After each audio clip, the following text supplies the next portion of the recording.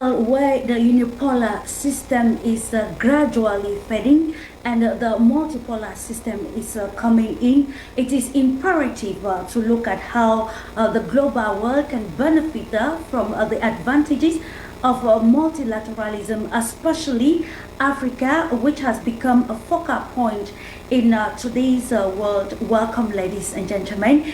It's another edition of the program Global Insight on For You Media Africa, and today we want to look at the place of Africa in a multipolar world, and also looking at how the Africa's foreign policy will be a major or a positive tool for the continent to thrive on the concept of multipolarism. It should be noted that in today's interconnected world, the importance of foreign policy cannot actually be underestimated, especially for developing regions like Africa. Historically, it should be noted, African nations have found themselves at the mercy of external influences, often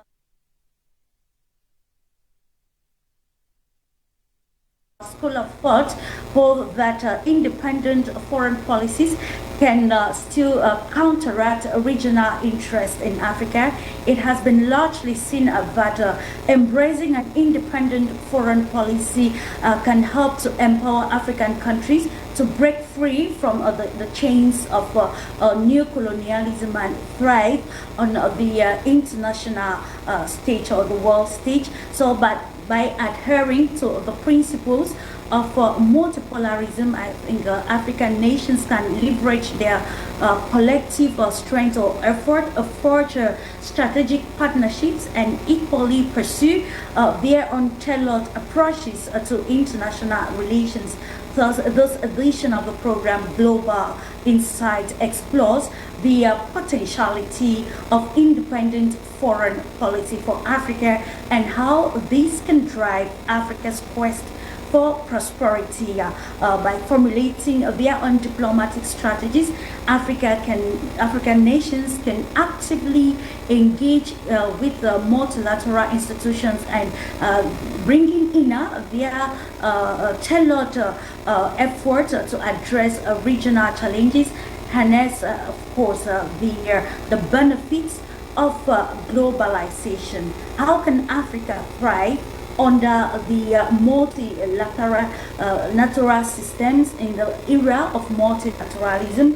Is Africa ready to leverage the advantages that come with this new philosophy, which ends the unipolar system of the world, largely actually dominated by the United States? Thank you again, ladies and gentlemen, for making our time. It is Global Insight, and together with a panel of experts, we're going to explore the advantages of multipolarism. We are going to look at how Africa's foreign policies can help the continent thrive on that is a new ideology, especially defining the continent's voice at the global level.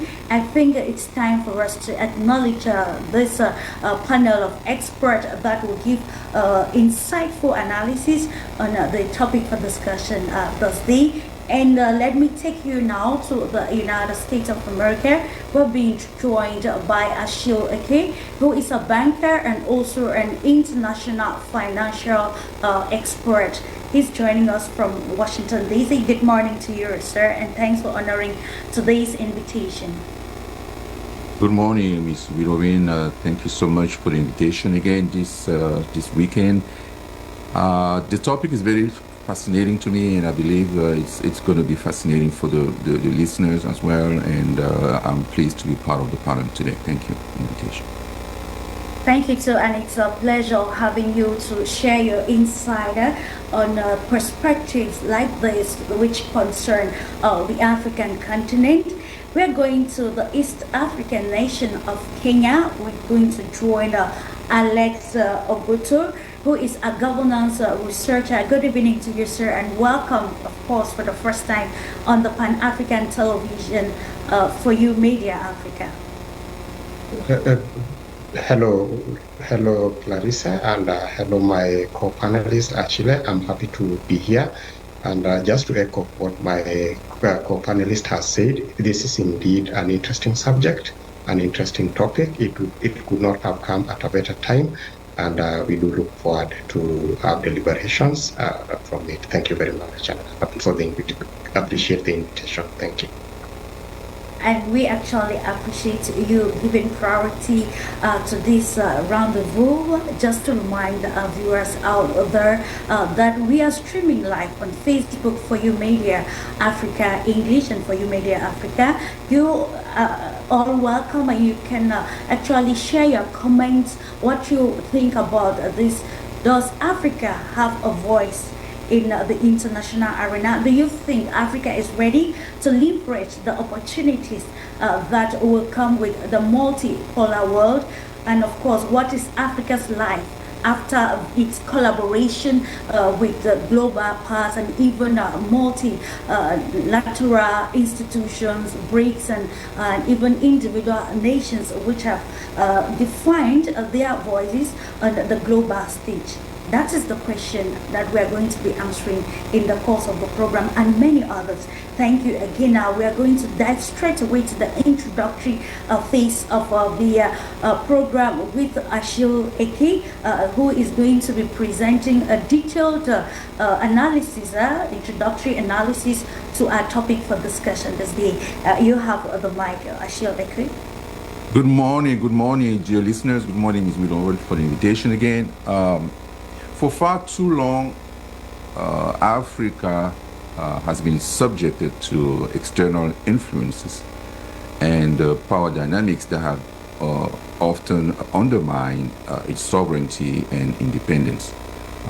The legacy of colonialism coupled with ongoing neo-colonial tendencies has impeded the ability of African nations to chart their own course and pursue their collective interests on the global stage. However, the tide is turning. We are witnessing a resurgence of African agency, where nations are increasingly asserting their independent foreign policy stances and rejecting the notion of being mere pawn in the great power struggles. This newfound confidence and self-determination are essential for Africa to thrive in the face of complex global challenges ranging from climate change and resource scarcity to economic inequalities and political instability. Multilateralism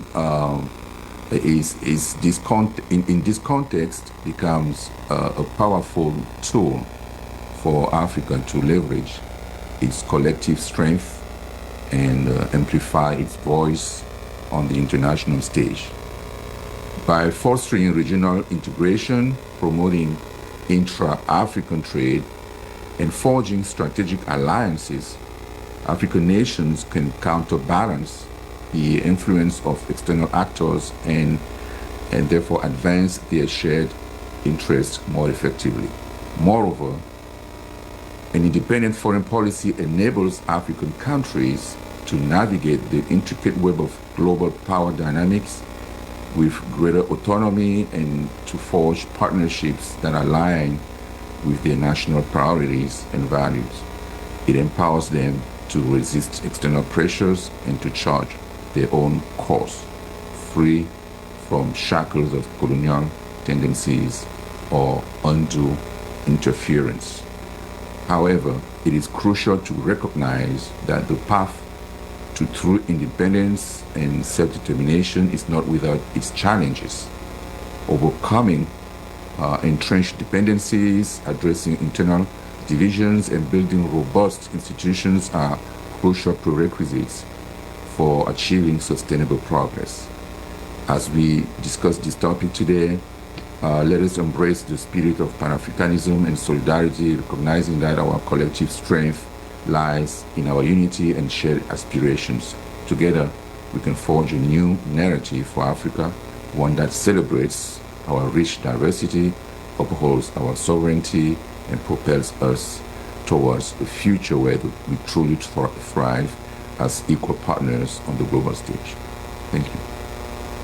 Which is a very imperative for Mr. Eke. It's about Africa recognizing that it is time. It redefines its own voice at the global stage, with the advance and increased rate of globalization. It is about imperative for the continent Africa to put concerted effort that will help the continent thrive under you made mention the global dynamics which are taking place, and it's actually a challenge for Africa's institutional bloc, the African Union, that carries the agenda of the continent as a body to re-strategize and look at how to engage with the global path in the context of the multi-polar world. Let's proceed to Kenya with Mr. Alexa, a governance researcher. Alexa, today we are looking at this very important topic, the Africa and multilateralism, and I will always reiterate the statement which was made years ago by the African Union Commission Chair in the person of Musa Faki Muhammad, who actually said that it is no news, and Africa and even institutions like the African Union and others are aware that multilateralism is increasing on the continent Africa. So it provides a platform for Africa to leverage on and define its voice at the international stage. But today we are looking at if adopting an independent foreign policy will be a major tool that Africa needs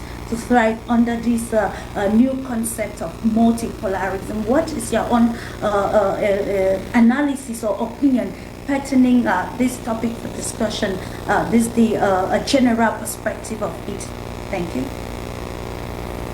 Again, thank you very much for having me on board. I'm super excited to make my debut in this show, and I do trust that we are going to have an informative session that will be to the benefit of our viewers, our listeners across the continent, and in the spirit of Pan-Africanism, which I fully identify with. Now, to the question. So I guess the question we are asking is the place of Africa in a multilateral world, a multipolar world. So I guess we should start by asking, are we in a multipolar world? Certainly, yes. The indications are we are deep into the post-American world. If you look at the economics, in the global economics, that points to that. We look at 1960, then the United States controlled nearly 60% or 40% of the global GDP. That has since shrunk to about 25%. Look at China's contribution, on the other hand, that has risen from a paltry 2.5% 40 or so years ago in 1980 to close to 20% as we speak today. So indications are that we are in a multipolar world. The question, though, is Africa punching its weight within the global ecosystem? I think not. And again, statistics show it very eloquently and clearly. So as we speak, our GDP is a paltry 3% of the global GDP. And we're talking of a continent that houses about 18% of the global population with all its immense resources. So certainly we are not doing well. We need to do a lot more. Now, in the context of achieving this, I know we are going to speak more about this later, but my co-panelists already indicated some of the things that we need to do, including along the political, geostrategic, as well as economic front lines. But the key question of how we play our role within a multilateral system, a multipolar system, which we are clearly in, I think there are so many things that we can do. We have systems in place.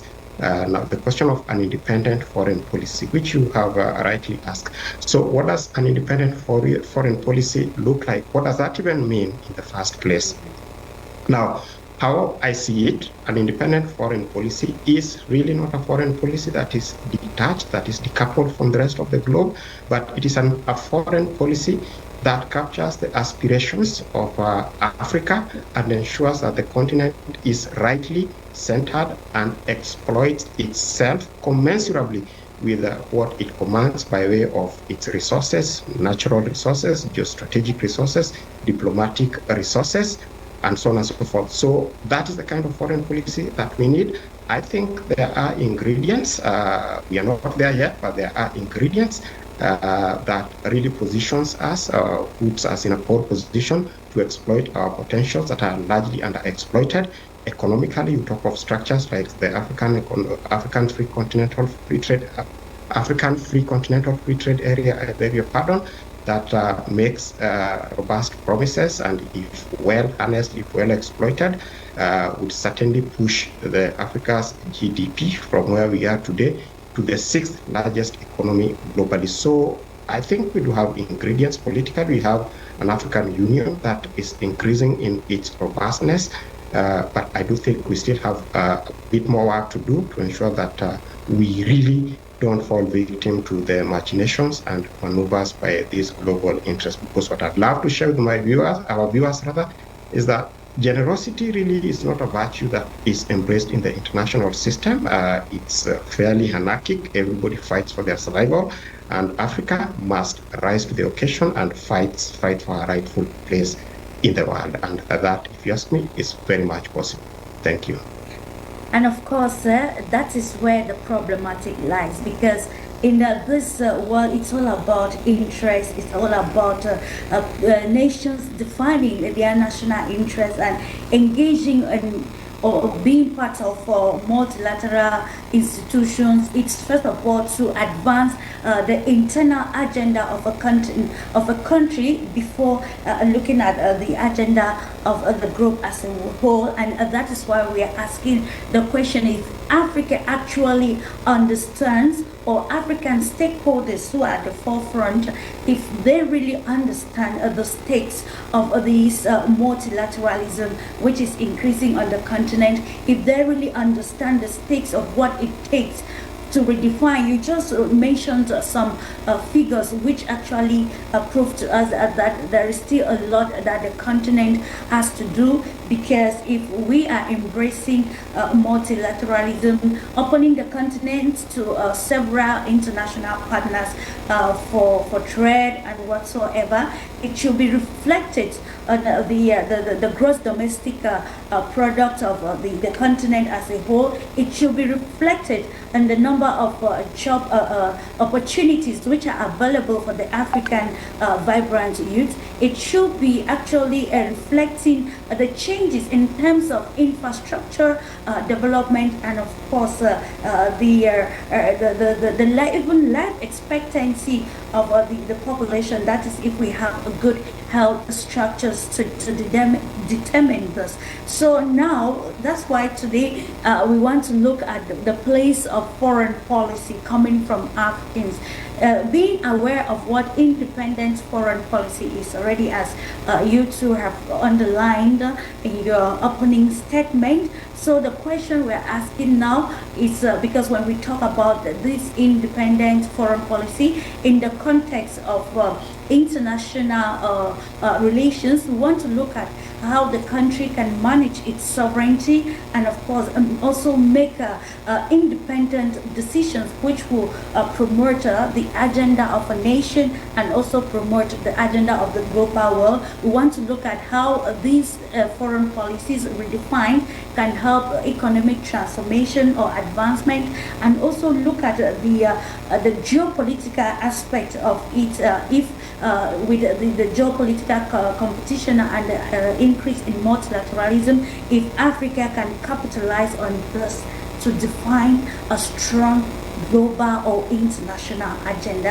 And I'm directing this question to you, Mr. Ike. How can Africa now shape global agenda through its independent foreign policy?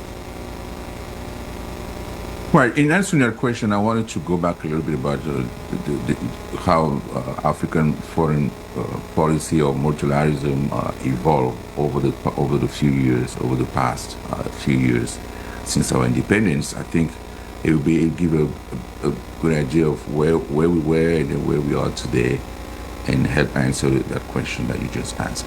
Defense of true independent foreign policy. So the end of the Cold War ushered in a new era marked by a reinvigorated drive to African Renaissance and a renewed focus on economic development and regional integration.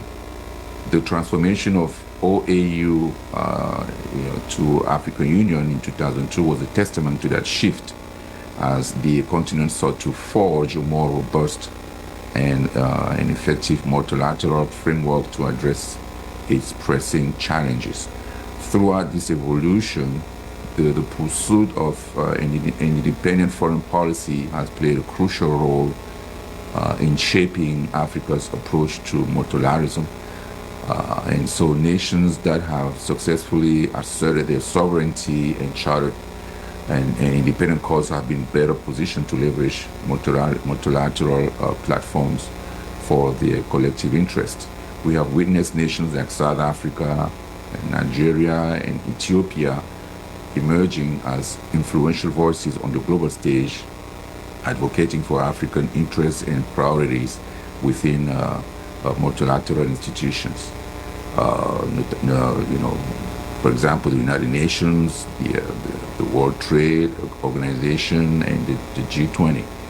Their independent foreign policy stances have enabled them to navigate complex geopolitical dynamics and forge strategic alliances that align with their national and regional objectives.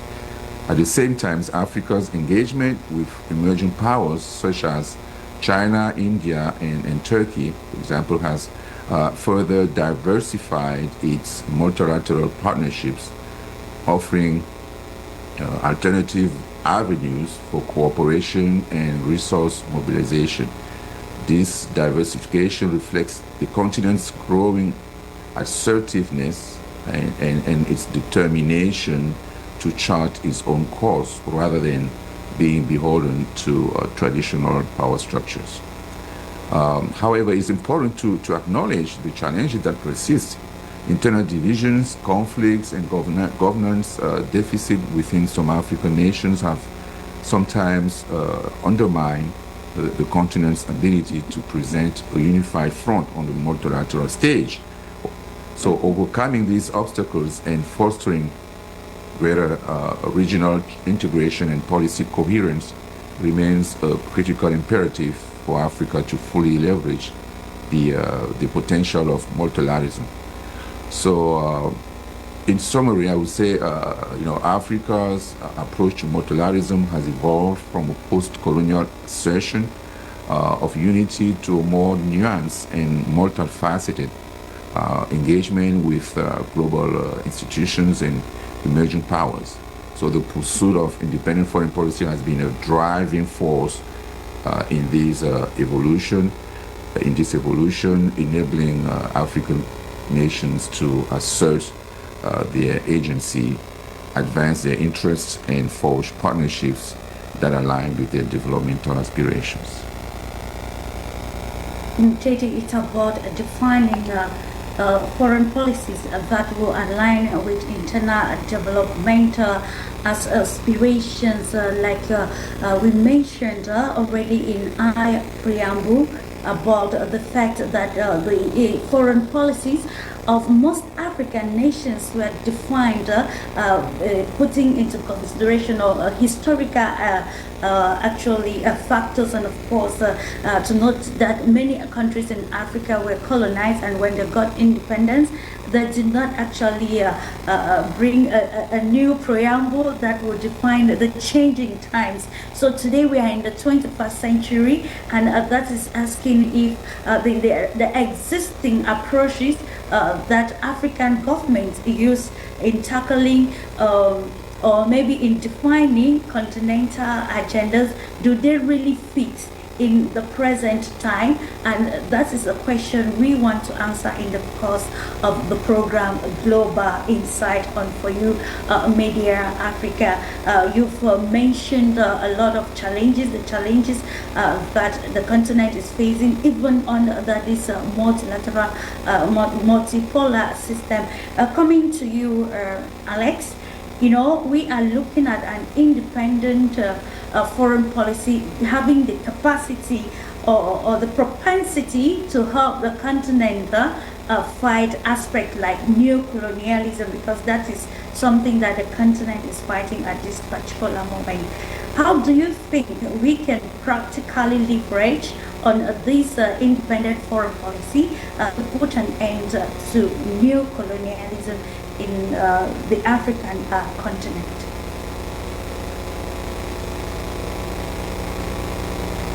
Please, can you unmute your mic? Sorry, apologies for that. So thank you very much for that question about the role the independent foreign policy, Africa's independent foreign policy, can play in ensuring that we free ourselves, we extricate ourselves from the stranglehold of foreign powers that are so keen on ensuring that we are exploited at our expense. So the question is, how can we leverage it?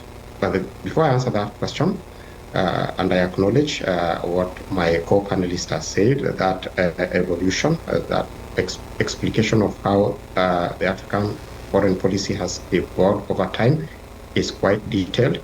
At the risk of taking a few away from my co-panelists. Now, the question that I ask is, the rise of Africa, the recognition of Africa's potentialities globally, is it a function of Africa itself, or is it a function of external powers acknowledging the role of Africa and therefore seeking to exploit them from the front while we lead? Now, why I'm asking this question is because if you look at some of the things that have been happening over the recent past, look at Africa's inclusion in the G20. So that was merely more sort of an invitation by the same foreign powers, certainly acknowledging Africa's role in the global system by way of our immense resources. If you look at the continued trend and habit of the same foreign powers, both from the East as well as from the West, inviting African leaders, 55 of them, in their respective countries, just to discuss, left wondering how effective that is in fronting Africa, or rather in having Africa seize the moment and leverage our resources to champion our cause. So there's certainly diversification of partnerships. In fact, some argue that we are in the Cold War 2.0, pitting West and the East, only that this time around, the East, the opportunity of the East has been seized by China. So how well can we leverage this? Now, my argument is simple. If we talk of an independent foreign policy, so it has to be anchored. It has to have ingredients to ensure that it can stand on its own. So there would be diplomatic leverages, there would be economic leverages, there would be political leverages, there would be geostrategic leverages. Now, do we as Africa better equipped or well-resourced with these leverages to ensure that we develop a strong and independent, or rather we enhance a strong, independent foreign policy that can rightly posture Africa in the global ecosystem? Yes, I think we have. If you look at our diplomatic leverages, now look at the United Nations. We are one of the largest voting bloc, constituting about 28% of the United Nations voting bloc at the General Assembly, and that's huge if you ask me.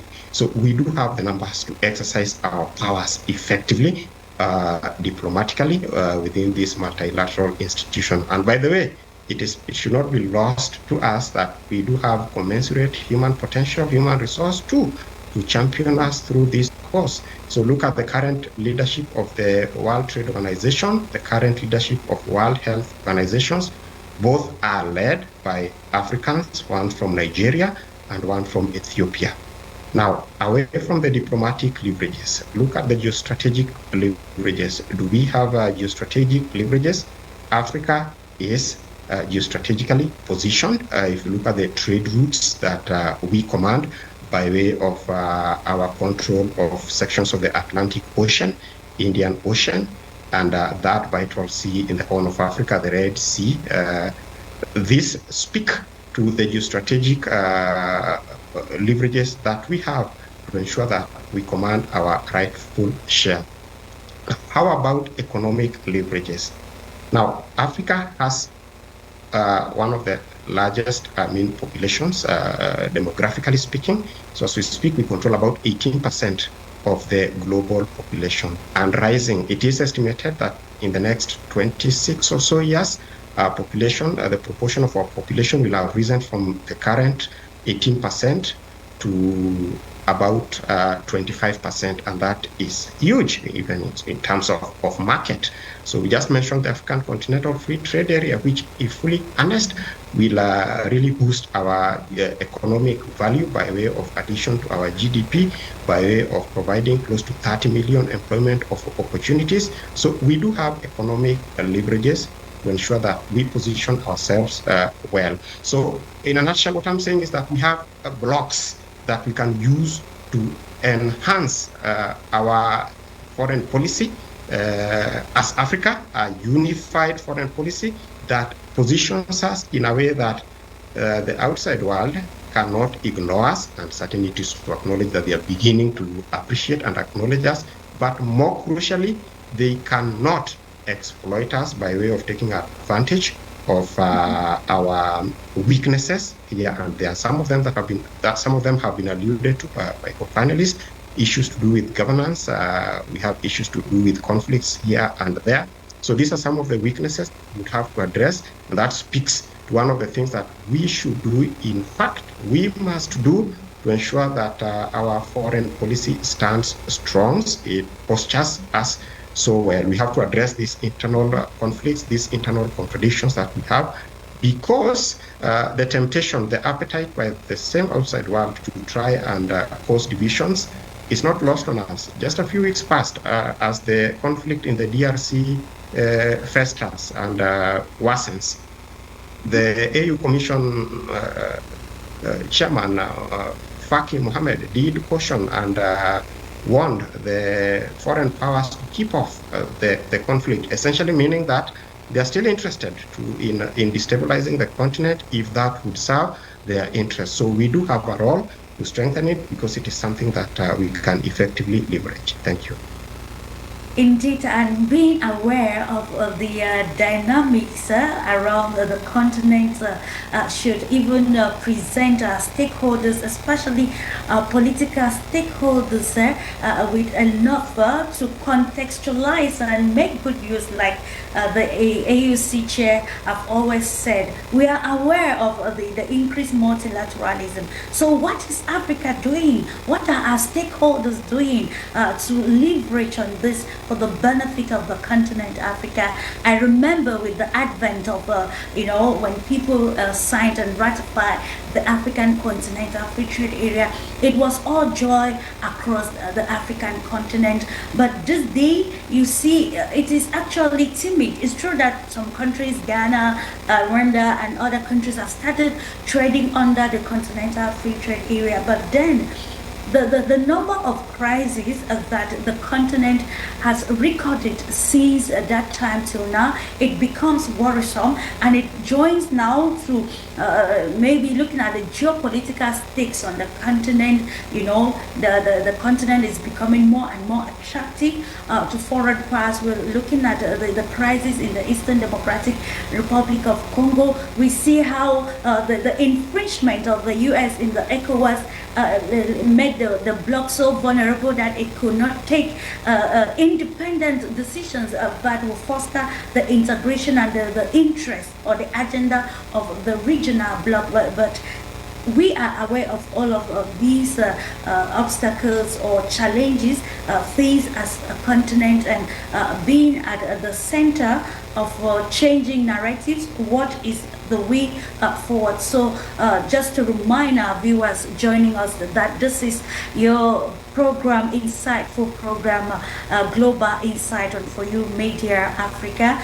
Do well to leave your comment on Facebook For You Media Africa English, and also on our YouTube page, as we are actually streaming live this particular topic. It's about promoting the African cause. It's about charting the way forward for Africa, and it's about critically analyzing if actually those at the fore are really constructive debate programs like this will help to advocate for change, and also contributor towards nation building in sharing insight and trying to change the narratives. It's not just about belonging to this particular organization. It's not just about trading with A and not B, but it's about you. What do you have on the table that will help to align with your internal developmental agenda? And this is the question I'm asking you, Achille Eke. We are looking at the place of the Africa's development agenda, the Agenda 2063, and in the line with multipolarism or multilateralism on the continent Africa. How can we, even especially the financial aspect of it, you being an expert, maybe curtail define these agendas under this new ideology that will fast track a clear economic trajectory for the continent Africa?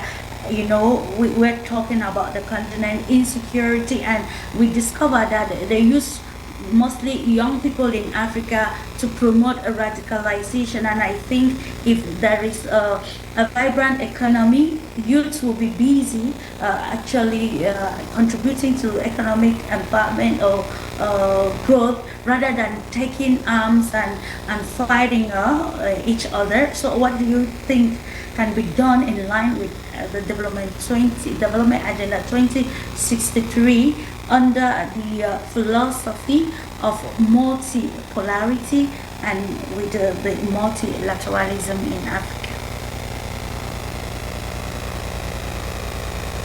Place your mic, Mr. Eke. Thank you for the questions. I think African nations today can leverage multilateralism as a powerful tool to address common challenges such as poverty, talk about poverty, conflicts, and climate change, and other economic issues, while simultaneously pursuing the independent foreign policy objectives. So by harnessing a collective strength, the collective strength of the continent, and fostering the regional cooperation, African countries can definitely amplify their voices and exert greater influence on the global stage, which is what we lack today. We are all dispersed. My co-panelists mentioned all these meetings that we are having with 55 countries or 54 countries meeting with one country. That stuff is like a joke for me. I don't know why. I don't know who thought about that that way of doing international business, especially when it comes to foreign policy. So I think there are some ways that we can achieve our own. We can achieve some success, leveraging that multilateralism. And so, first of all, I think collective action and burden sharing is one of the things that we can do, meaning that multilateral frameworks, can provide platforms for African nations to put their resources, share best practices, and coordinate collective action in tackling transnational challenges. Working together, we can distribute the burden and leverage economies of scale, making it more feasible to address issues like poverty alleviation, conflict resolution, and climate change, adaptation and mitigation. And we also have to think about agenda setting and norm shaping, which is, a way for us through multilateral institution for African nations to actively shape global norms and agenda in critical issues that directly impact the continent. So by presenting a united front that directly impacts, that can advocate, for our, the African nations' priorities, they can influence decision-making processes that, and also ensure that their concerns and perspectives are adequately reflected in international policies and agreements. And so we can also think of regional integration and policy harmonization, which gives us, stronger leverage, and reinforce, African nation collective bargaining power, and then therefore enabling more effective implementation of our strategy or African nation shared strategy, because I know we lack a lot of that. Because we are very dispersed. We go to those meetings, and once we leave those meetings, what's the follow up? What is there any strategy to follow through or to put together those decisions that have been adopted during those meetings, and so by aligning our African nations, by aligning the independent foreign policy within a regional framework, African nations can enhance their ability to address those common challenges.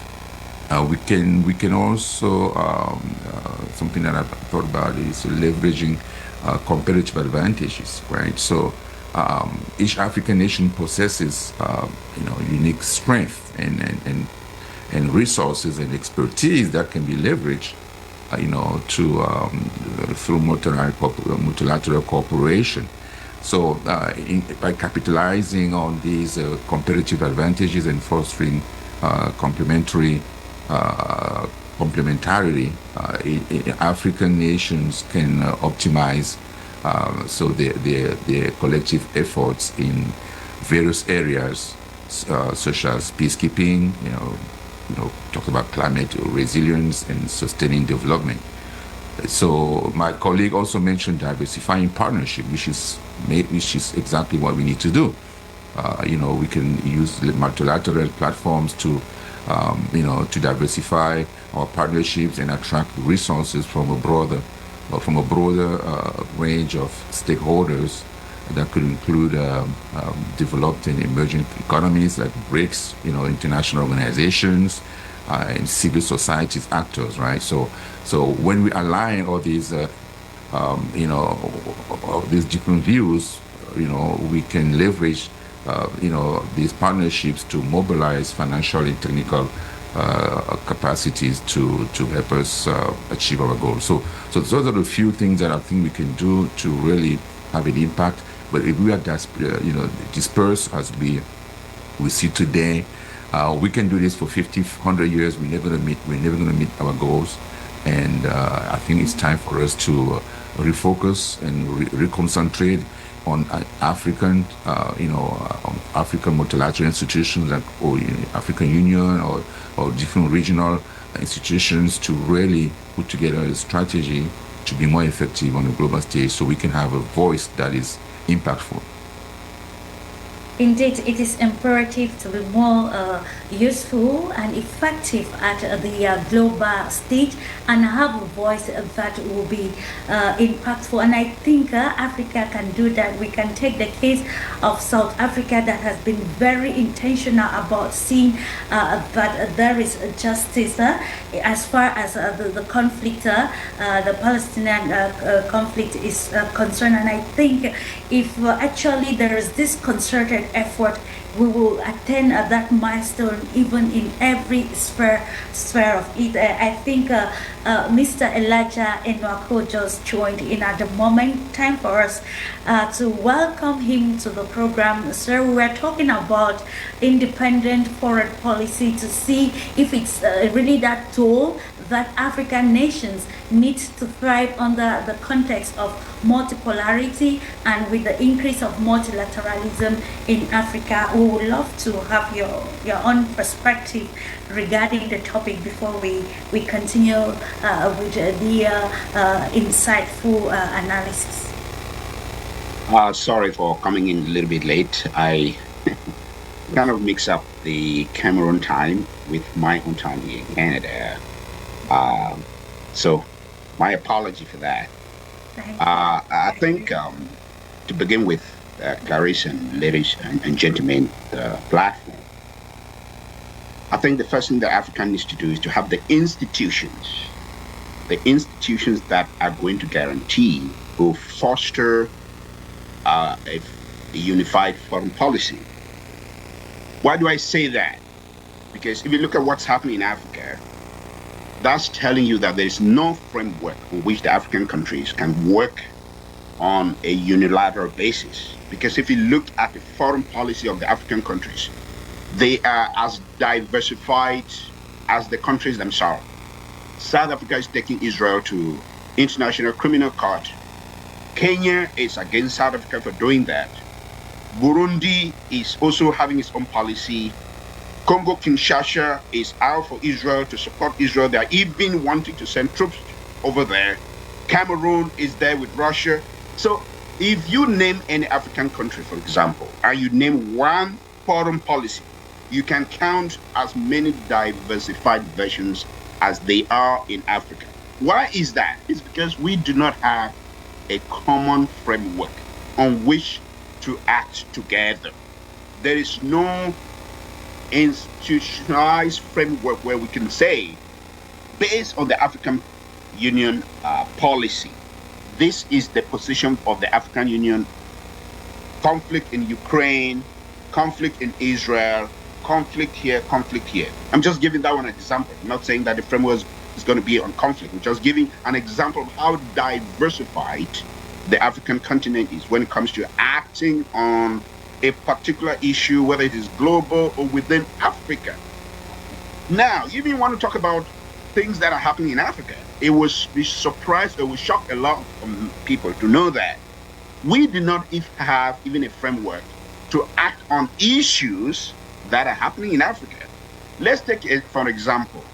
The worst conflict on the globe right now is the conflict in the eastern part of the Democratic Republic of Congo, and is the most neglected. But what is the policy of African Union on that conflict? You see that South Africa is doing something different. Cameroon doesn't have a position. Congo has a different position. Rwanda is a party in that conflict. You see, there is completely no institution and no framework on which African countries should act.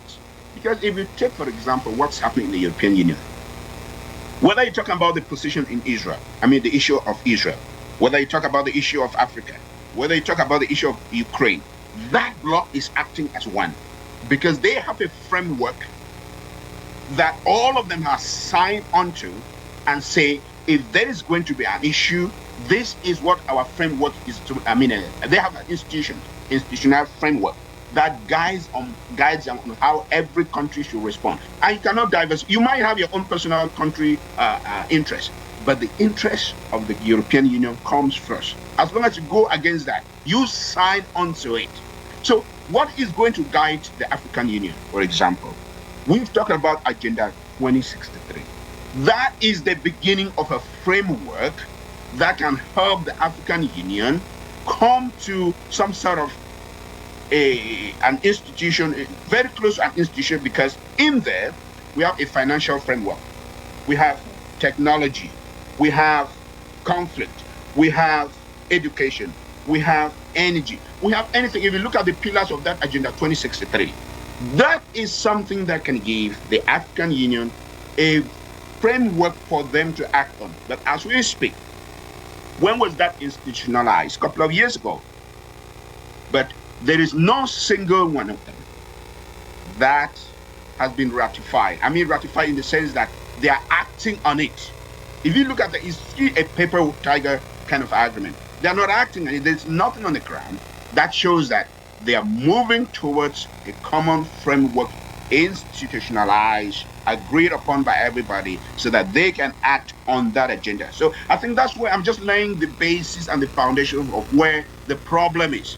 Then, in terms of how to act, of course, when you now have a framework like that, every country, like, I came in halfway where my colleague was mentioning a couple of frameworks of which they can act, commodity framework, conflict resolution, education.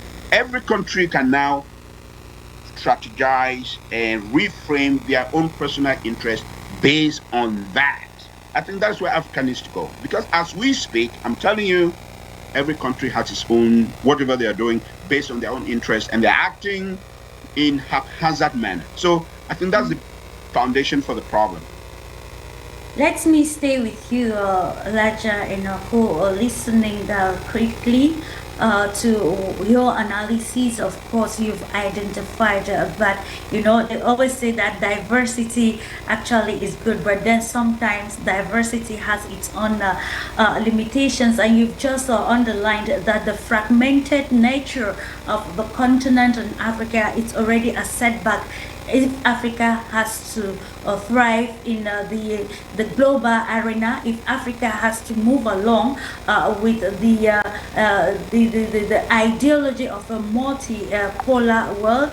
And of course, we are looking at how these setbacks can actually be addressed. You quite mentioned the African Union.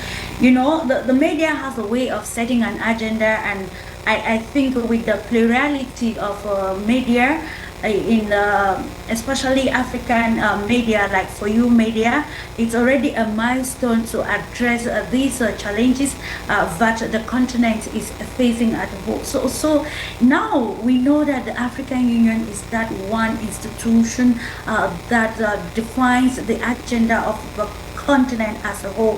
How can we make it more of a practical body that will have a strong voice in reacting to global issues and even internal issues concerning the African continent, that will make the continent leverage the advantages of globalization?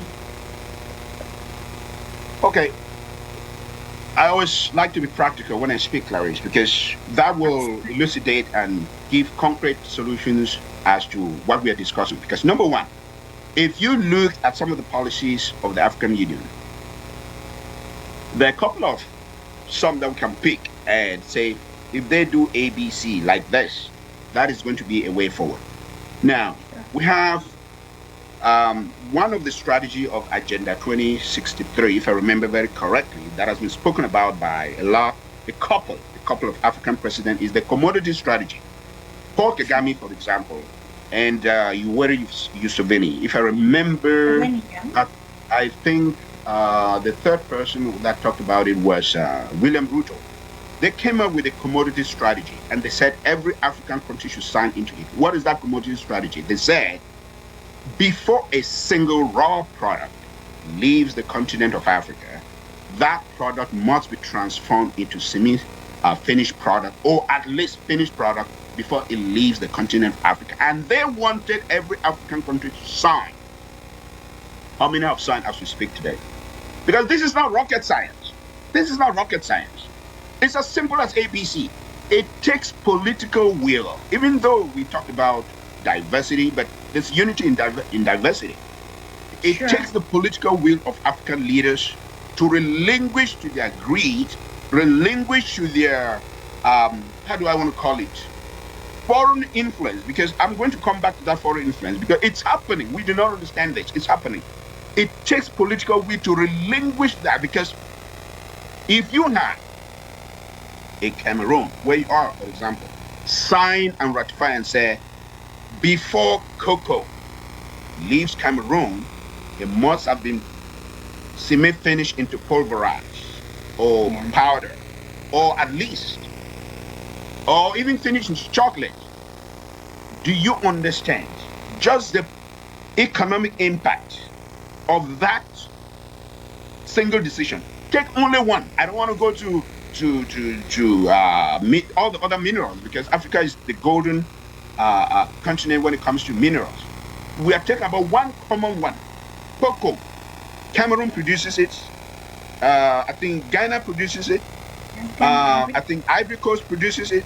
And a lot of countries in West Africa. If they sign and ratify and say no cocoa is leaving our continent without it being finished.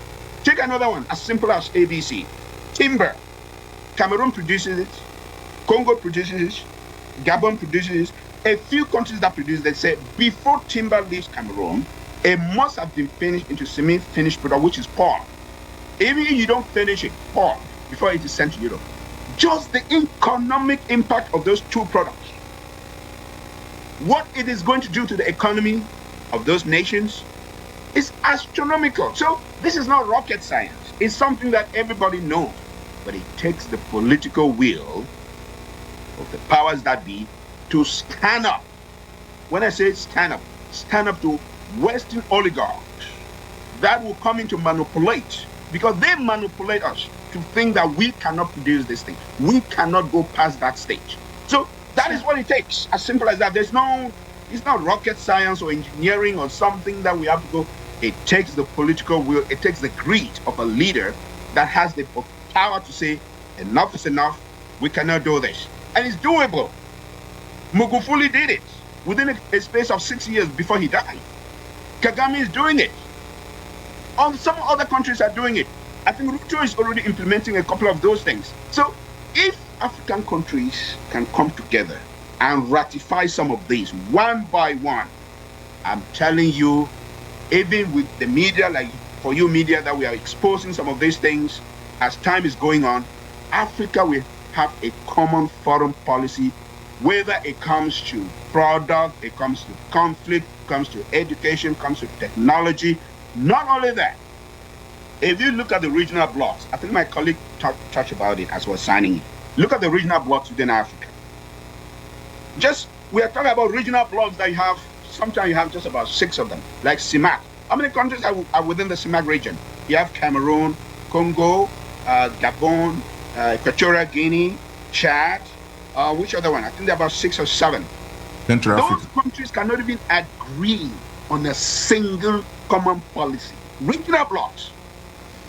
And they have common economies, Sure. common language, which is French. There's no difficulty in translating from English to French or Portuguese or this and that. They have a common platform, which is the language. They have a common history. They have a common, colonial master. Let me put it that way. And even though that's the elephant in the room, we don't want to call. They have a common colonial master. So they inherited a lot of commonality. But these countries cannot even agree. As we speak, the stock exchange market that Semak talked about some time ago, there is a fight between Gabon and Cameroon on where to install that common exchange market. As we speak, does the stock exchange market happen in Semak? No, because of infighting among them. They do not have a platform. They don't even know where to install it. They don't even know what it means. So these are the things we are talking about. Even within regional blocks, you have disintegration among them. They do not understand. They can't even come to an agreement on what is our policy. Talk about foreign policy and conflict. Gabon just had a coup d'etat that was replaced by a military junta. You heard nothing from Semak. Nothing. No. They wrote some common, communiques. No, we don't want coup d'etats or whatnot. But that was it. Because of greed. Those powers themselves are afraid of their own position. So that is where the problem is, Clarice. As long as we do not have this common platform and there's no political will, we'll be discussing this. But it's a good thing that we are discussing on the media. The media has a very good role to play. They are listening to us. I had calls and discussion with some people that listen to some of this interview and say, oh, this was nice, this was this. But hopefully they can implement some of the things that they are hearing from us. So it is doable. Africa can do this. and we can move forward and become a global competitor on the global stage. Not just Africa taking Israel to international court, and this one is doing so. No, acting together, have a common agenda and a common policy, because Absolutely. unity is strength. Indeed, unity is strength, and I think Africa is going to reach there, and the media is going to help. You know, the media has a role to play as far as bringing about development and also bringing about this integration in the global world. But the African media will do that magic, and things will change in Africa. We want to look at how the agenda that has been set in the years of colonialism and the agenda that has been set in the year of a unipolar world coming from the mainstream media. That is why, you know, with the advent of African media, we want to prioritize charting the African cause, bringing the African perspective by Africans to reignite that spirit of change that will define the new Africa, free from the policies set by their colonial masters that to data still a problem as far as countries wanting to work together in line with attaining the objectives of the nation. Let me continue with you, Mr. Lex. You know, listening critically to Elijah Inako, we see a problem. And when we keep talking about the problem, we advocate solutions. So now we've noticed that Africa is fragmented. Africa is making efforts to stand the competition at the global level, but internally there are still some unresolved problems that can make the continent not to thrive at the global stage. But there is one thing for sure: the world is evolving, philosophies are changing, globalization is a showcase, and it is there. International relations or corporations is taking another dimension, and we are talking about multipolarism, we are talking about multipolarity. We are looking at Africa joining a multilateral institution.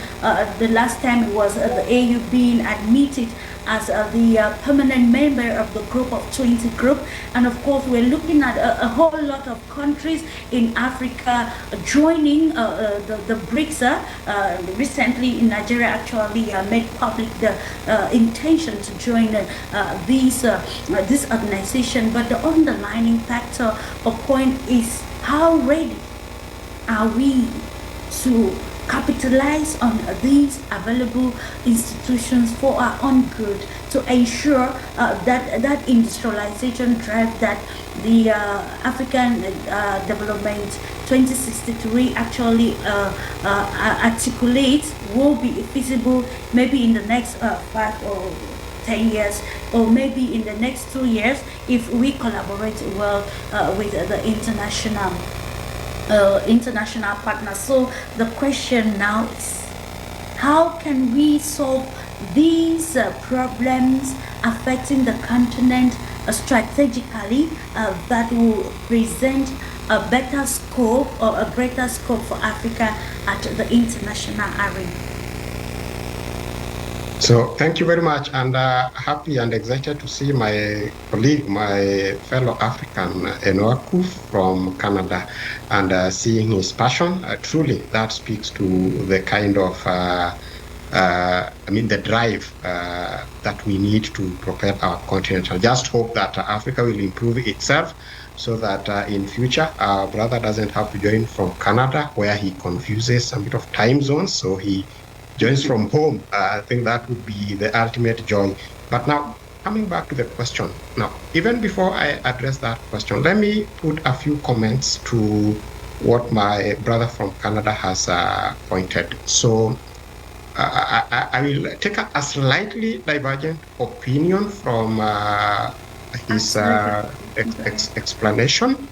So just to be fair, I think Africa has frameworks that should guide how we manage our affairs continentally.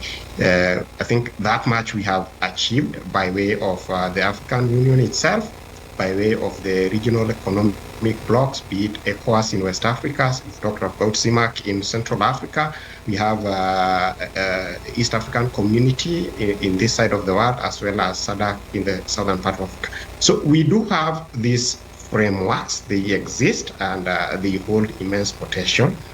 But I do agree with you that what lacks is the commitment to follow through on some of the things that we eloquently articulate in these frameworks. And may I add hypocrisy. Now, why hypocrisy? I'll make reference to the very leaders that you've singled out as having made some propositions that would be good in propelling our continent ahead. You begin with my own president here in Kenya, William Ruto. You have singled him out as somebody who made that brilliant, and I concede that's a very brilliant suggestion, which if followed through will ensure that the value addition that we yearn for to be done here in Africa would be done accordingly. But if you look at Kenya as we speak, we do have the African Continental Free Trade Area, an outgrowth of the African Union, to ensure that our economic pillar strengthened. Kenya, as we speak, signed recently, not so long ago, an economic partnership agreement with the European Union and the United Kingdom. You know what?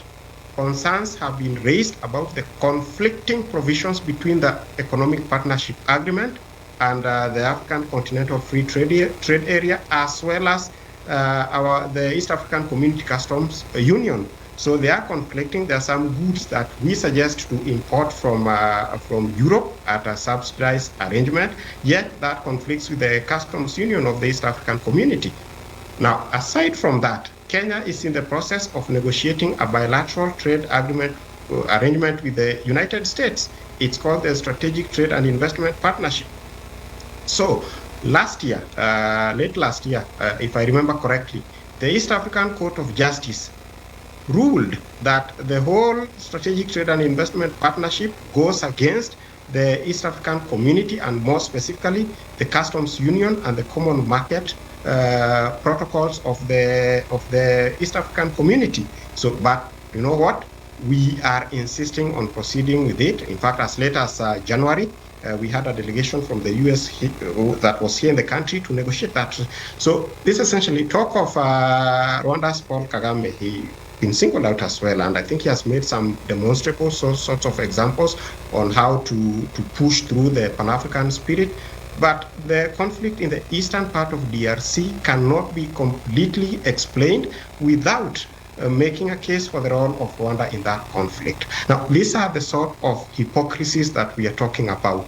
So if we are to address honestly and forthrightly the challenges that we face, commitment and neutralization of hypocrisy must be the key ingredients, and most particularly commitment. We have these blueprints, be it the African Union and the Agenda 2063. We have the African Continental Free Trade Area, a very brilliant argument, which, by the way, courtesy of the African Continental Free Trade Agreement, we now have the second largest free trade area in the world. So what we need is commitment to follow through the provisions of this, so we stop this hypocrisy as well as this contradictory position. So outwardly we project how Pan-Africanist we are, but inwardly we retreat and do the exact opposite of the very provisions that we publicly and commit to during daytime. So this, I think, is the one thing that must be addressed. Now, back to the question that you asked. How can we leverage? And I think part of my explanation speaks to the very thing that you talked about. Now, Africa's foreign policy certainly would speak to strengthening our own structures, and we've talked elaborately about them. I don't think there's need to repeat this, but also taking advantage of extra-African institutions, and we've talked of a number of them. We've talked of the United Nations. We have explained the immense potential that the United Nations hold and what Africa can do. At the beginning, I talked about Africa controlling close to 30%, precisely 28% of the voting bloc. This is something that we can take advantage of to ensure that our weight is heard at the United Nations. I know there's a very consistent push to ensure that Africa, alongside other countries, secure a place at the United Nations Security Council. Currently, I think we have 3 slots for the non-permanent members, and I think that is not enough. The veto-wielding powers literally control the United Nations system. That's exactly why we are unable to make any move, any progress in the Middle East conflict. In the Middle East, we are unable to make any progress in the conflict in Ukraine. But what disappoints me is that we mostly speak about the conflicts in Europe, in the Middle East, but we forget our own conflicts here in Africa. So Sudan is such a conflict. So it was, and I was actually excited that yesterday the United Nations Security Council did pass a resolution calling on the warring parties in Sudan to cease hostilities ahead of the Ramadan. But that's not enough. We need to do more. What disappoints is that the United Nations is speaking a bit more loudly about on this than the African Union. Where is the African Union in the conflict in Sudan? These are some of the questions that we need to ask critical. Do you know that France is planning to hold a conference next month, April, about the peace and mobilization for support in Sudan? Why would that be held in France led by France? Yet we have Africa and Africa. So these are some of the things that we need to address. And as I conclude, I would just say that we have the right ingredients, we have the right institutions to ensure that we punch above our weight. Be it at the African level, be it at the global level, we have all the ingredients. What we lack, and that which we must ensure that we institute, is commitment. Otherwise, the systems exist. We don't need to reinvent a wheel where one exists already. We just need to better and strengthen those that we have in place and which have immense potential insofar as securing our place in the world is concerned. So we have everything. Commitment and hypocrisy are the things that are really degrading our capacity to exploit them maximally. Paris, if you permit me to just, this is a good discussion with my brother from Kenya. If you permit me, let's have this discussion. Mr. Eki, I'm sorry if I have to sideline you at this moment. Let's just conclude with this point, and then we. That's fine. That's fine. It was fascinating discussion, so that's what it is. Okay, thank you. So, Mr. Ledger, you can continue, yeah? Good. If you permit me, my colleague from Kenya has brought an excellent point. And I think when we discuss like this, if time permits us to deviate a little bit and discuss critical issues, it's still to the benefit of Africa.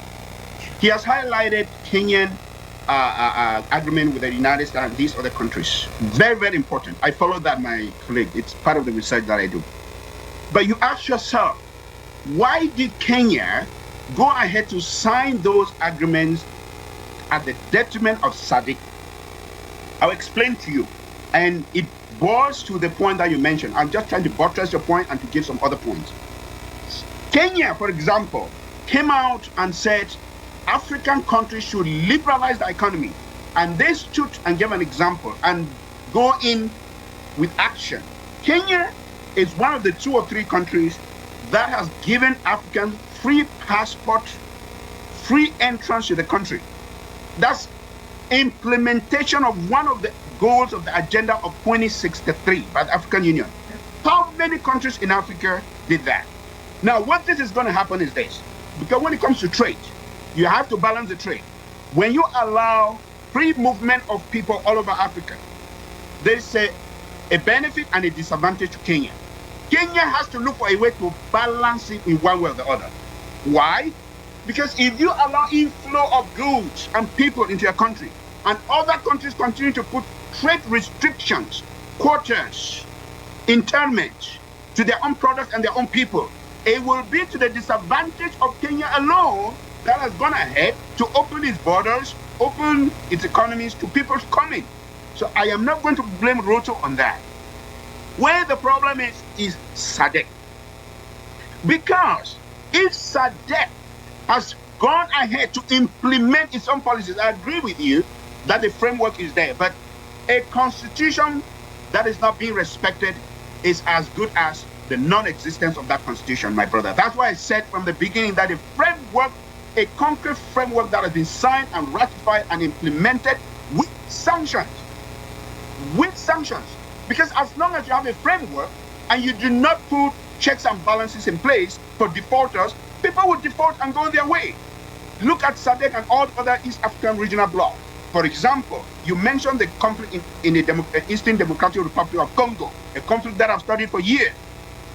When I mentioned Kagame, I mentioned Kagame from an economic perspective. If I want to mention Kagame from a conflict perspective, that's a different agenda. This is a gentleman that we all know is sponsor in general in the Eastern Republic of Congo with the existence of M23. How has that regional bloc brought that guy to the table? How? What are the sanctions that have been meted on him? What policies have been meted on him? We know very well that Uganda of Yoweri Museveni is supporting him with existence because they want to fight the Lord's resistance army that is in that region. They're supporting him to bring chaos in Congo. And these are people within the same regional bloc. What has been done to put these people in check and balances? So if you have a framework and a constitution that exists and it's not being implemented, it's as good as non-existence of that constitution. That's why I said, yes, those frameworks are there, but they are toothless bulldogs. They don't do anything. Nobody seems to implement anything. Clarice, you want to ask a question? Go ahead. No, just if you've concluded with what you were saying, as you were talking, I think Mr. AK will answer this question. When we're talking foreign policy here, we also look at how Africa's foreign policy within Africa, not only a foreign policy that will thrive at the international stage, because as Africa it is right now, 55 countries, nations have their policies that will actually help them tread very well with other neighboring countries in Africa. So now we see that even in Africa or within Africa, the foreign policy is still a problem. How can we solve these to ensure a practical independent policy that will now thrive in Africa and beyond? Beyond is at the international stage. We cannot actually change the happenings around the global globalization. It's actually a reality, and I mentioned it already at some point, and we cannot also maybe neglect international cooperation. But now we see that even the foreign policies that countries have within Africa is still a problem in the maybe the unification of the continent Africa. So how can we tactically handle this very fragile situation for the betterment of the continent? That's me? Thank you. Well, I think the root cause of all these issues that we have, structural issues that's come from the way our countries were created, right? The way we had our independence, all these power structure that were put in place by colonial powers before they left. We're still feeling, we're still reeling from that, and I think. I say until we have Pan-African leaders, real Pan-African leaders in charge of our countries, it's going to be hard for us to be united or to have to make very good decisions for our own interests. When you look at all these organizations, United Nations, African Union, ECOWAS, CEMAC, they are all funded by who? They are all funded by Europeans or Americans. So, and we know that who funds, it owns. If you fund something, then you own it. So either it's Chinese or Russian or whoever is funding is going to dictate, how you're going to use, their funds. And so we really have, a big issue there that is going to be difficult for us to solve until we have determined leaders. And when I talk about those determined leaders, I'm looking at, those three countries that separated from ECOWAS, Mali, Niger, and Burkina Faso. And they stated that they don't agree anymore with the views and the practices of ECOWAS. Those sanctions that ECOWAS, put on those countries, they are nowhere. There's no provision in those organizations' statutes. There are no provisions to sanction anyone because it's an economic environment. It's an economic entity, and there is no political aspiration, or there is no political decision that should be made within those economic entities. So what happened is France went ahead and used that to hurt those countries, because the leaders, even though they're military leaders, were the founders of ECOWAS were military leaders, all of them.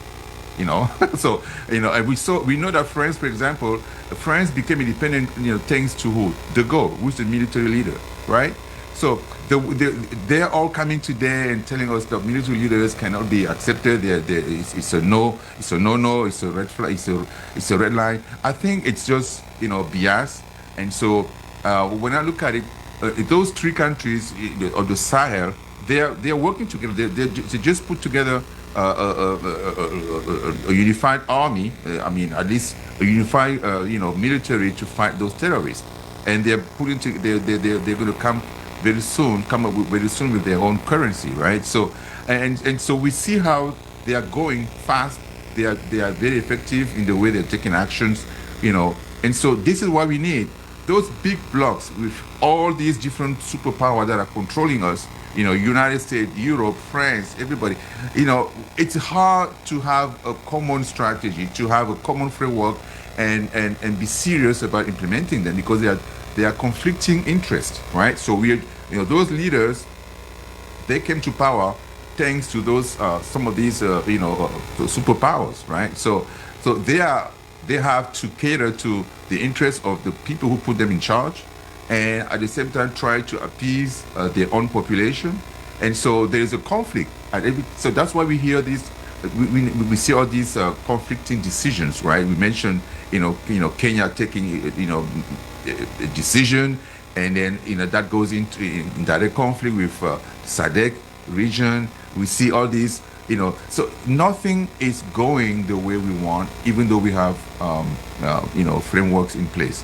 That's because of the fact that we don't have strong leaders. And I think until we get to that point, where we have very strong Pan-African leaders who are not scared, who are not afraid of saying what they think or what they feel and doing it, not just saying it, but implementing it, like we see what's going on in Sahel areas today, in the Sahel area today. We're not going to get there. And that's going to be something that's going to take time, maybe, but we need to, and I've seen some people talking about, creating some type of organization where they can advocate for Pan-African leaders to postulate for elections and things like that. It's great. This is the way to go, because we need people who are, when we listen to the president of, he just passed away, of what is that country? Forgot the name. I'm sorry. He's the one who told the German minister that came to his office. I think it's Namibia, right? Remember Namibia?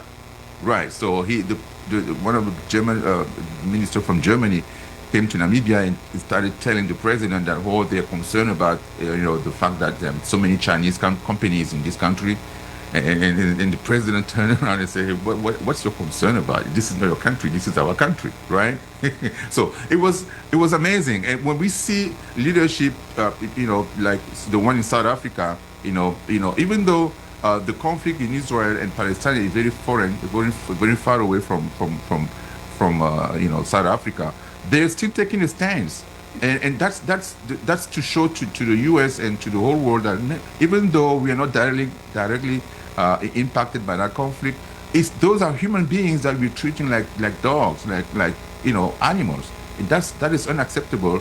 And they are the ones who are going around telling African countries we have to have democracy, human rights, all that stuff that they talk about every day, but when that happens, and that doesn't serve their interests, they shut up. They just support it. They pretend that they don't see anything. It's that hypocrisy that my fellow panelist was talking about. It's going to be difficult because hypocrisy combined with corruption, combined with the fact that those presidents cater to different superpowers who put them in charge. You see, that's a recipe for disaster. And as long as this happens, we're not going to have that freedom, that independent voice, independent institutions that we're looking for. And so we are going to be facing tough times ahead. So that's the way I think we should be able to solve these issues. We have to have in charge leaders that are really committed to the African, Pan-African issues, and that are really committed. Otherwise, we're still going to face these issues in the next few years. Of course, the Namibian president you were referring to is later Hage Ngoma. That's right. That's right. He's actually the one, and that statement you made, it's bringing me to another question, which I actually wanted us to analyze in the course of the program. You quite remember you said about the German official coming and asking the Namibian leadership why there's the presence of the Chinese officials in the country. And lately, during the World Youth Forum in the Russian city of Sochi, there was a Togolese, I beg your pardon, member of parliament who, while talking to the media and commenting on the philosophy of multipolarity and other aspects, said that countries do not need to come and dictate to them, like, you don't have to trade with Russia. If you do, we are gonna levy sanctions on you. And he was so concerned and particular about, like, why would you want to trade with me on the basis that I have to shun my partnership with another partner? And that is where we are talking about the aspect of independent foreign policy. I think India is some sort of a country that actually adopts this policy of non-alignment, and it's actually having a diverse partners. So it's actually a problem that we need to analyze or address as far as Africa is concerned. Coming to you, Alex, with this question, what do you think, and does it have to do maybe with adopting a new mindset towards addressing these crazy, I'll call it crazy instances where country A will categorically tell another country that I will not trade with you, or I will levy economic sanctions on you if you maintain a partnership with country B? How feasible is that, and how can we, an African voice, say no to that if it has to thrive under this philosophy of multipolarity?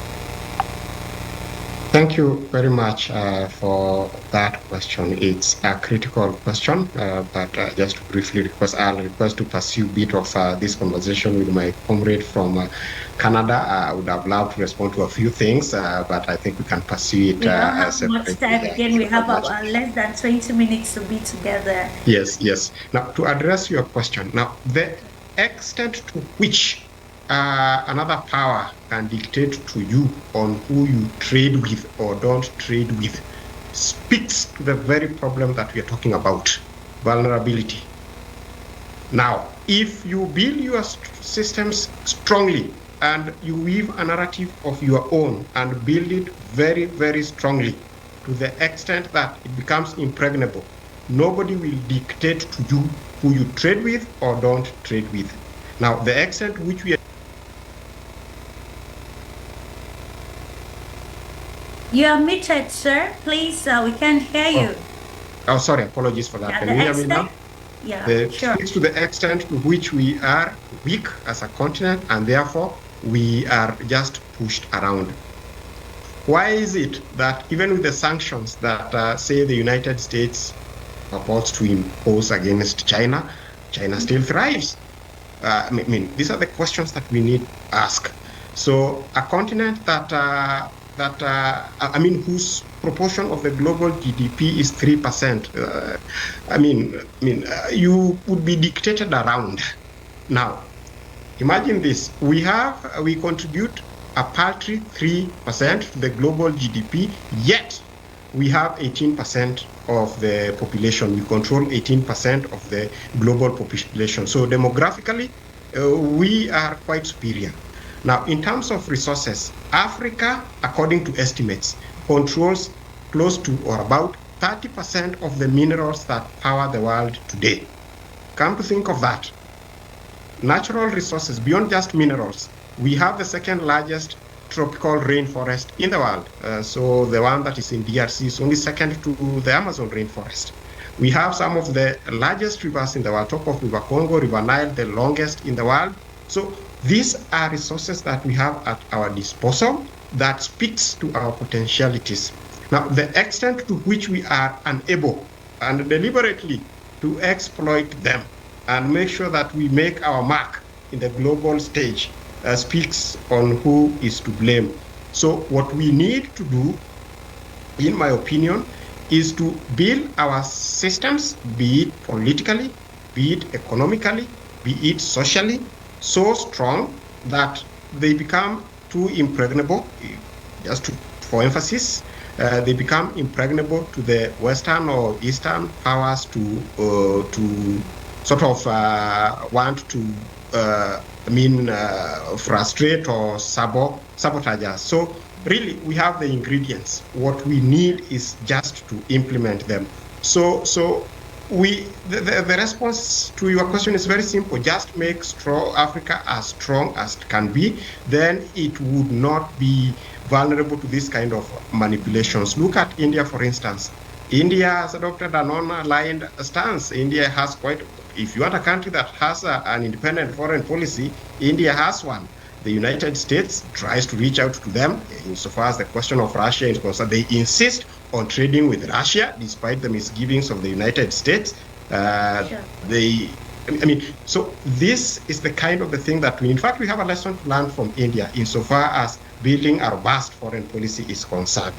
Now, what we must do is to deal with these internal contradictions, and we've spoken about them. This is one way of ensuring that we have a strong, we develop ourselves so strongly, we have a strong posture that nobody can manipulate anyhow. And just to conclude, the key question is this a century for Africa? Is this have we arrived? Yes and no. Sorry, allow me for creating my own question and proceeding to answer it. Have we arrived at the global stage? Yes and no.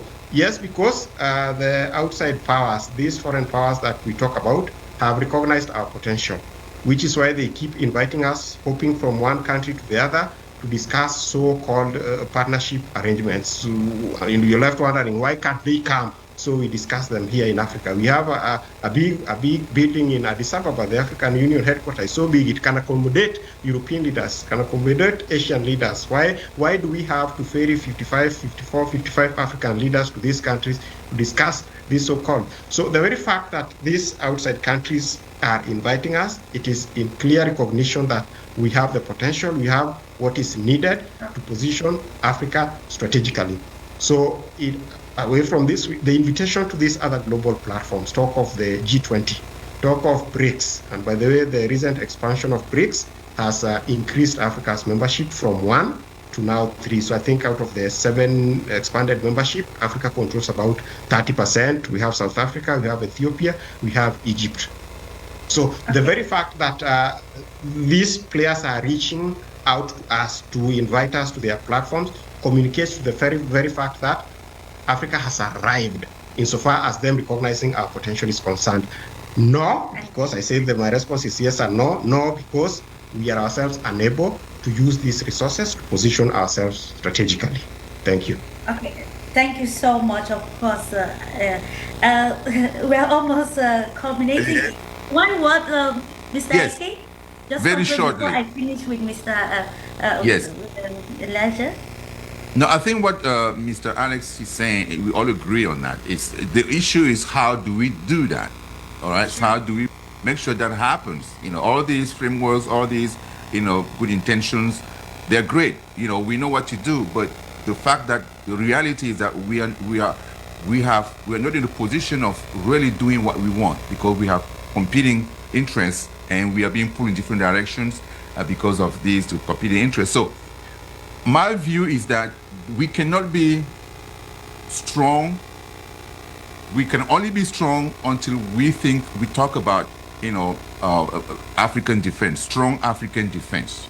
Sure. If we look at the European Union, if you look at America, you look at, Asia, those countries can do what they want because they have a leverage. They have, a strong defense, that allows them, to be able to do some things independently, regardless of who is pressuring them. Because, until we get to that point, we are very weak. And as if we are still weak, whoever comes to power, who tries to implement something, the next person who comes is going to destroy it, because pressure. He's fearing that he could be kicked out of power by some military coup or so. So I think in all this conversation, no one has talked about a strong African defense system or policy or framework that will protect African countries, no matter how big they are or small they are. So that gives us the leverage to be able to say no to Europeans, no to those free trades, those crazy stupid free trade agreement that we sign, and that penalizes our economies. No to the U.S., and so we have to get to that point, and that is one area where I have not heard any institution talk about in Africa, which is strong our military, strategy for the whole continent. We haven't talked about that. Yeah, obviously, yeah. So I know in subsequent edition we're going to take holistically on how to build a strong military for the continent Africa. We are ending this session with you, Elijah, of course, looking at the recommendations for an independent African policy that will make the continent thrive at every stage. Clarice, let me agree and disagree with my colleagues about military and all this. Here is the problem in Africa: the mindset. It is not the gun, it is the mindset. That is what is lacking. And I always give you examples so that we see example. Magufuli did not build an army. He ruled for 6 years. That man did not go in for a big army. What he did, he is a man with the mindset and the power and the ability and the fortitude that withstood the European imperialists. When he came to power, he renegotiated all the contracts, and he said, either you renegotiate the contracts or you go. They were bound because they knew what they were going to lose to come and renegotiate that power. We have a military leader in Gabon came to power. Gabon is a small country. That country owed the IMF close to, I can't remember how many billions. It took that man 4 months to pay back all the loans from the IMF. When he paid back all the loans of the IMF, he said this: as long as the IMF continues to give African loans on a 20 to 15% interest and give the same loans to the European Union at 0.5% interest, they are not going to the IMF for any loan. Okay. Take the Sahel region. Time. The fastest growing country in the world. Go and do your research and check. The fastest growing country in the world today is Niger. That's true. It took over power. A military leader.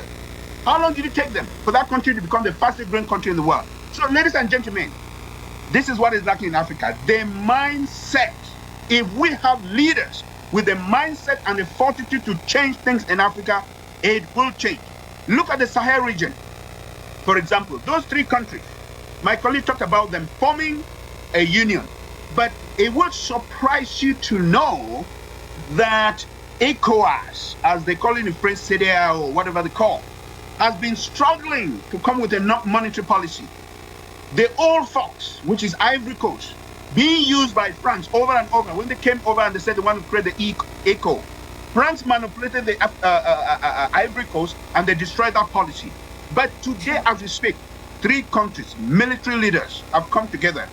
They are not only forming military alliance, they are forming economic alliance, they are forming a monetary policy, they are forming a strategic policy. They are coming together to fight terrorism, and they are defeating what France, with its mighty power, said they were coming to defeat in Africa. African countries are able to do it by themselves. As we speak today, Kigali, that's one of the strongholds of the terrorists, has been taken over by the military leader in that country, something that France and the rest of the country could not do. It is the mindset, ladies and gentlemen. Absolutely. If we have leaders with the fortitude and the mindset, Africa will change. Africa will change. I know time is going past, Clarice, but I think we should come back to this discussion and really pinpoint the issues that are facing Africa and why we are where we are today. It's true we need, I'm not completely discarding my colleague. We need a of course, we'll come back. We will come back to. Okay, let me just land, Clarice. Let me just land. Of course, because there's another program that needs to go live. So let me just land. I'm not discarding completely the ideas of my colleague, but I'm saying the military aspect of it should come last. It should not be our agenda, because if you have any country that has more than 30% of its budget being dedicated to the military, that country cannot develop. It's very difficult. So that's something we need to take in consideration. So thank you so much. Of course, our next discussion will be focused on this, and I want to take this opportunity to say thank you, gentlemen, for the great insight regarding this topic for discussion this day, and we continue to advocate the African cause. For you, media is there to ensure that we set the African agenda using the African media that will bring about this practical change that we need. Thank you so much, ladies and gentlemen, for trusting your #1 Pan-African television, and do have a lovely moment in the company of our transmissions, and see you some other time. Bye-bye to you all.